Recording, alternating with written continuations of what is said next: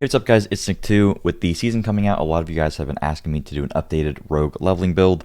Rogue is probably going to shape out to be one of the better classes in the season. They still retained a crazy amount of their strength, even with a lot of the nerfs, and Rogue is by far one of the best, if not the single best leveling class in the game. For the general populace, I'd say Rogue is simply just the best leveling class. Technically speaking, in speedrun, sorcerers have some of the records and stuff, but for most people, Rogue is probably going to be the best leveling build, so I'm going to go over with you guys the best way that you guys just want to spend your skill points to get up to level 50. I'll also have a pretty easy way to reference all these skill points over on my website, and by the time that you guys are actually in endgame, I'll just post an endgame build video.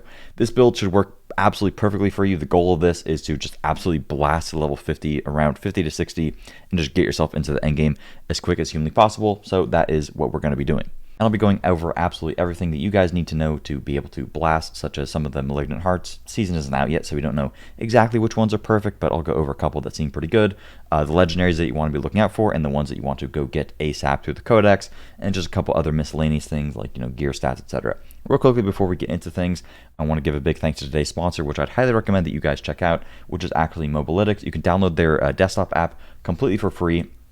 The desktop app is fantastic. You can very easily check meta builds that are updated constantly. You can go on here and boom, the builds are updated. You can even look at like different tier lists, and I can say, okay, like S tier Shrednado, obviously Tornado is very, very good, right? So you can check out the Shrednado build, and then you can go in here and boom, you can just see, okay, what stats do I want on my pieces of gear?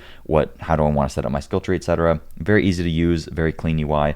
Another fantastic part about this is that this is actually built into the in-game overlay as well. So if you wanted to even look at like a leveling build, for example, you could go to like Barbarian. You can even sort it by like tier. So S tier, you can see there's different versions. But if I just go to any tier, I can find like a bleed barb leveling build, and then while I'm leveling, I could very easily just boom, open the thing, and then see which skill points I need to use, and then just very easily reference it. Super clean UI, very, very easy to use, and it's completely for free. And another fantastic thing that they recently innovated on is that they actually have their own build planner. But the build planner is fantastic. You can just go in here and set up your exact build.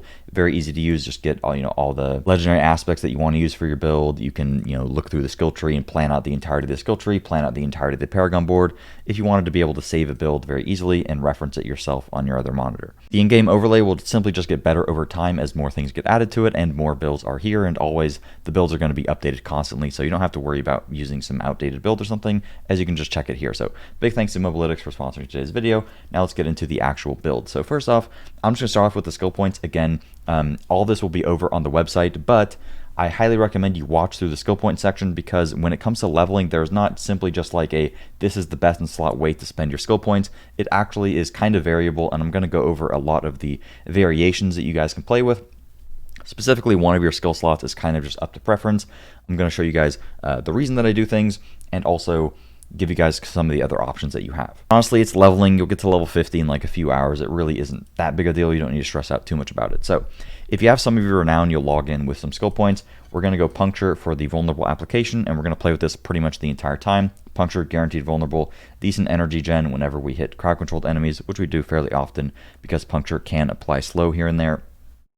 But mainly this is just for the vulnerable. When it comes to our core skill, I'm going to be playing Twisting Blades. Twisting Blades is still the absolute best core skill for Rogue. It is the highest damaging core skill. You get the Blade Dancer's aspect very early on. It just scales very, very well. You'll literally be one-shotting things pretty much the whole time while leveling. And you also get the cooldown reduction. Even though it did get nerfed, having any amount of cooldown reduction is very good early on while leveling, because it's just going to massively speed up the process. So I'm going to put the points into there and then get the enhanced Twisting Blades, so the return value is higher. Feel free to use a different core skill if you want, but simply nothing does as much damage as Twisting Blades, and if you want to level efficiently, this is a skill that you want to use. Currently, we don't have a skill that actually benefits from cooldown reduction, so we're just going to put another point into Twisting Blades, and then we're going to unlock Dash and unlock Shadow Step. Dash is just fantastic mobility. 2 charges of this, you're just going to zoom. The primary goal of this build is to get to 50, or end game, whatever you want to call it, as fast as humanly possible, so that you can unlock the capstone, right? Around 40 to 50, I'd say, is more appropriate for realistically how long the leveling build should last you. And then when you want to transition into an endgame build is around when you unlock World Tier 3, right? So for this build, you're just going to be in World Tier 1 the whole time, just like absolutely annihilating everything. So movement and mobility is the most important thing for you. So Dash and Shadow Step are absolute no-brainers. Dash, crazy mobility. Shadow Step, movement speed, unstoppable, and it later even gives you some crit chance and stuff. Now that we actually have cooldowns, we're going to go into the cooldown reduction through Twisting Blades. Then we're just going to fully level up Twisting Blade just so it does more damage. At this point, I'm going to pick my next skill, which is actually going to be Dark Shroud for the movement speed. I do not care about the survivability here. This is one of the skills that you can actually end up swapping, but because we are prioritizing speed, we're going for Dark Shroud literally just for the movement speed.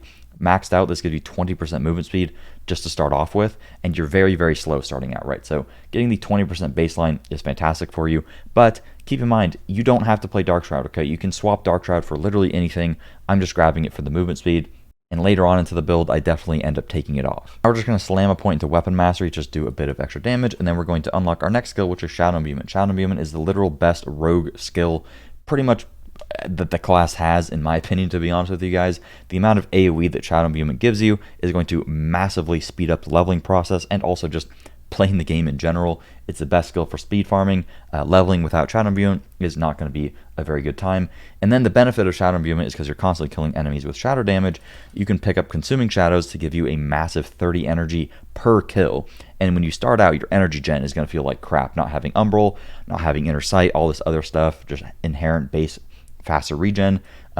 Consuming Shadows is going to massively speed up the process while leveling. Then we're just going to max out Weapon Mastery for more damage, and then we're going to max out Exploit for more damage. Again, all the skill points will be over on the website, link down below. And then we're actually going to just go further into movement speed here. You shouldn't need too much damage or more survivability at this point. We get Adrenaline Rush and Haste. Around here is when you're going to be like level 15 or so. At level 15, you'll unlock your combo points, and at level 20, you will probably swap the combo points to Inner Sight.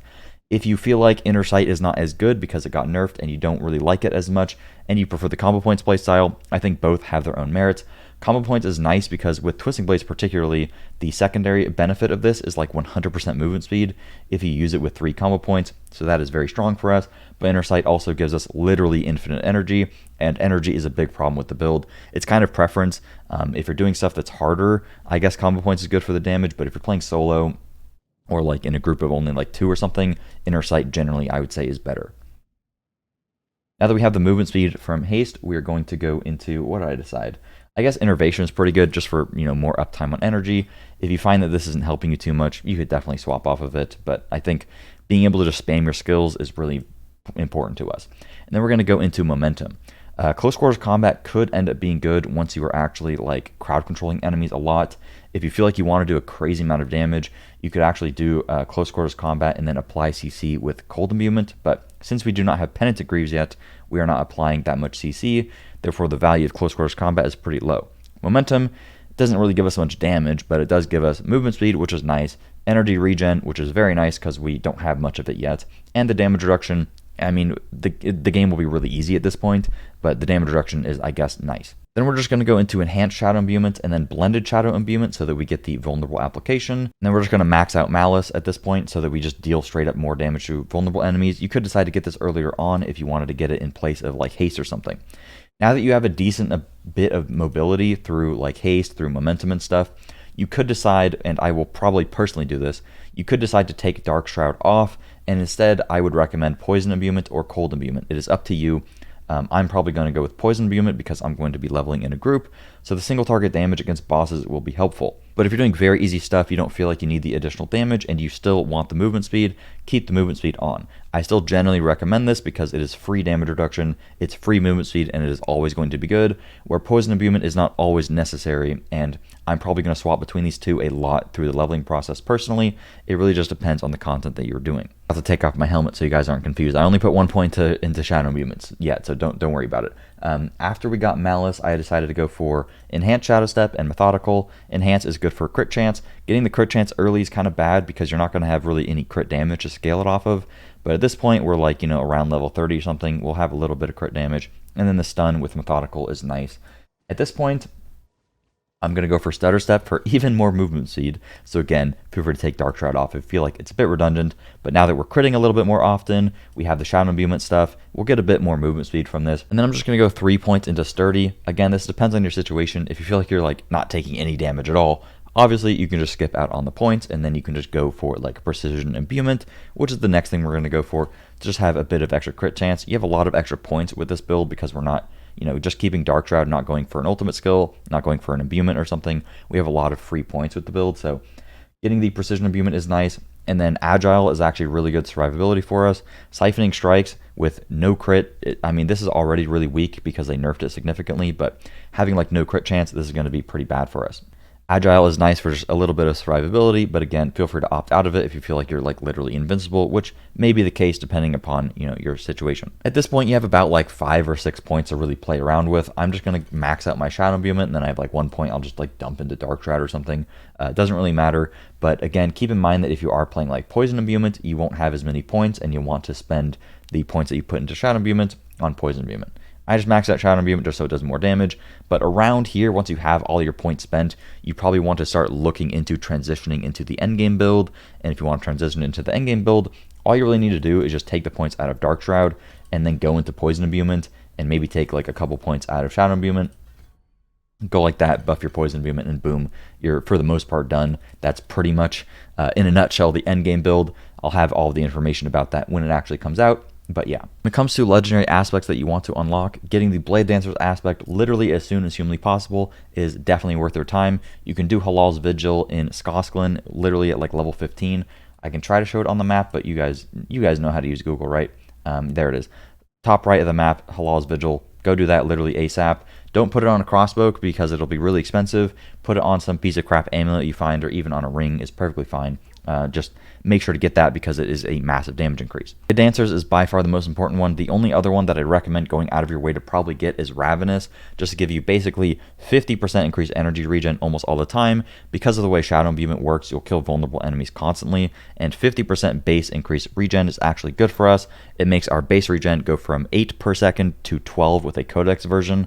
You do have to put this on a ring, and it is a little bit expensive to imprint, but it is probably worth your time. Outside of that, I would not really recommend going out of your way to unlock any of the offensive ones. They're not going to give you too much of a damage increase that is really worth it. If you're having survivability issues, I would highly recommend getting Aspect of Disobedience, but this is a relatively high level dungeon, and I would also recommend trying to get Aspect of Might, which you can actually get fairly early on into the game. Outside of that, legendaries don't really matter that much. That's one of the better things about Rogue, is that you don't really need much legendaries. You get the Twisting Blades one, you fix your energy regen somehow, and then you're perfectly fine. You're just going to be blasting the whole time. When it comes to stats that you want to be prioritizing on your gear, I wouldn't really worry too much about it, honestly. Like, I'll talk a little bit on weapons, like try to get swords or daggers. They actually don't matter that much. Daggers are probably slightly better while leveling because you don't have much crit chance, and the inherent crit damage on swords actually ended up getting nerfed. Getting higher item power weapons is going to scale your damage more than literally anything else ever will, so make sure you're looking at weapons that drop on the ground. When it comes to the stats that you want on the weapons, you start off not having any amount of additive stats. So getting damage to close, core skill damage is the two best things that you can get while leveling. Once you start getting like level 50, level 60, vulnerable damage, dexterity, those sorts of things will start to scale a little bit better as you start getting more and more additive damage via core and other stuff. But as you're leveling, just prioritize getting a high item power weapon and having it have some amount of stats that are actually helpful for you. Outside of that, getting gloves with ranks 2 Twisting Blades is going to be hugely impactful for your overall damage. And then getting a helmet with like cooldown reduction, ranks of Shadow Imbuement, or even pants with cooldown reduction for imbuement skills will simply just speed up the leveling as well for you.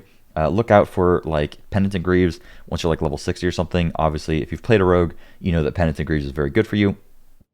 But it won't be that good until you're around like level 60 to 70 and you start scaling it.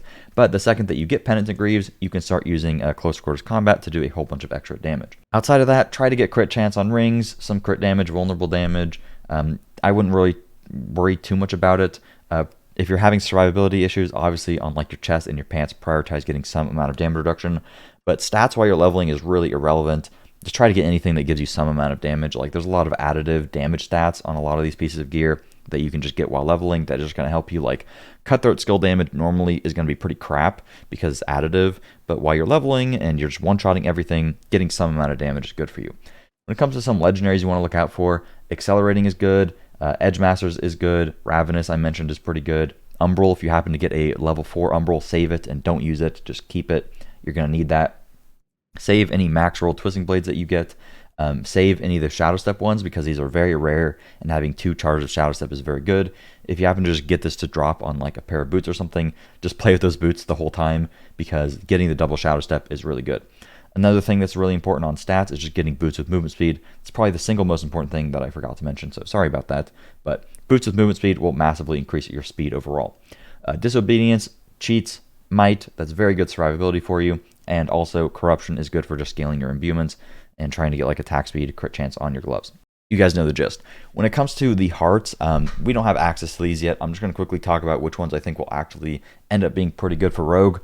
For leveling, if you happen to get it, you have to be in World Tier 3, so you probably won't have it while leveling. But the Cage Heart of the Dark Dance might be decent for just giving you, some extra damage with your core skills. It is going to cost life, so if you're dying a lot by using this, obviously don't use it, but it could be very good for damage. Getting the Core of Tempting Fate for just increased critical strike damage. It's additive crit damage. It isn't anything crazy, but crit is still crit, so this could end up being pretty strong for you, but again, that's in World Tier 3. Something that you can get very early on, it appears, is the Cage Heart of the Malignant Pact. This is going to give you attack speed and also chance to just give you a crazy amount of resource and even barrier. So this is probably what I would look out for and probably what I'm going to go out of my way to slot, because a lot of these other things are for World Tier 3. So let's actually just ignore the World Tier 3 ones, because most of you guys are just watching this trying to get up to World Tier 3, right? That's kind of the point. So devious utility, resource draining effects are less effective, and you just get a tiny bit of resource gen. The resource gen is kind of crap, but if it scales up, maybe it'll be a little bit better. If at like level, 10, get like 30% resource gen, maybe it's worth putting it in. The rest of these are kind of bad, like healing life per second. I don't know who really gives a crap. You'll be doing more than enough damage. This is literally terrible while leveling because you're not going to be scaling it really all that hard. So I would just try to get Cage Heart the Malignant. And then when it comes to the actual Rogue ones, I'm sorry to burst your bubble, but these all suck. Very unfortunately, the only good one is only available in World Tier 4, and it is Wrathful. Vile Apothecary, like a chance to apply imbuement effects. Hopefully this scales up so the chance ends up being higher, otherwise I don't really see you using it. Could end up being really cool. The rest of these are very underwhelming. I wouldn't worry too much about the hearts. They don't seem overly impactful for leveling. But yeah, that's pretty much it for the build. Thank you guys so much for watching. Make sure to check out the website if you want to have more information or you want to be able to quickly reference the skill tree. Keep in mind that all of this is very variable and you can change whatever you want about it. This is just a framework that you can base off or build off of. The things that I would literally never deviate from are these 5 skills. Basically, the last skill you can do whatever you want, but don't remove dash, don't remove shadow step, don't remove puncture, don't remove twisting blades, don't remove shadow imbuement. You can remove poison imbuement or dark shroud or do whatever you want there, but shadow imbuement, like all this stuff is just way too good for speed. Feel free to spend the points how you prefer. If there's a certain way that you want to get set or step instantly for some reason because you really want that movement speed as fast as humanly possible, feel free to do that, obviously. But this is the way that I spec it, and I hope that you found it helpful. Thanks for watching, and I will see you guys later. And make sure to subscribe if you want to see like the end game build, which I should have posted by the time that a lot of you guys are even watching this video. But yeah, thanks for watching. I'll see you later. Peace.